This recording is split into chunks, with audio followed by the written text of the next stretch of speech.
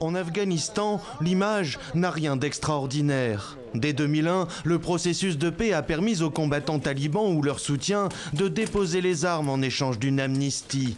Mais au lendemain de la signature d'un accord historique avec Washington, elle prend une toute autre dimension.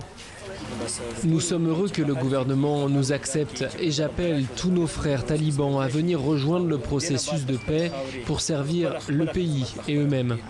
Le pays et eux-mêmes, les talibans, pourront-ils se réconcilier ?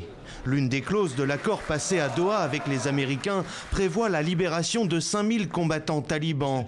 Une clause négociée sans le gouvernement d'Ashraf Ghani, qui l'a aussitôt dénoncé ce dimanche. Il n'y a pas d'engagement à libérer 5000 prisonniers. Cela fait partie de l'agenda des discussions inter-afghanes. Cela ne peut pas être un prérequis à des discussions.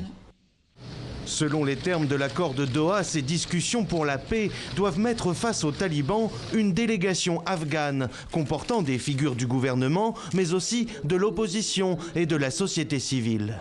Il y a un décalage au sein même de la société afghane entre la majorité des Afghans qui veulent la paix, qui ne se coupent pas de la part des talibans, de la part du gouvernement afghan dans cette paix.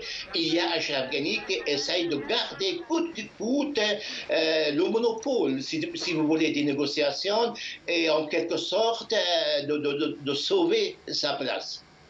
Mais Ashraf Ghani est en mauvaise posture, empêtré dans une crise politique suite aux accusations de fraude électorale après sa réélection contestée. Alors que les chiffres ont été publiés il y a 2 semaines avec des mois de retard, son soutien historique n'a pas réagi. Washington a simplement pris acte de l'annonce des résultats.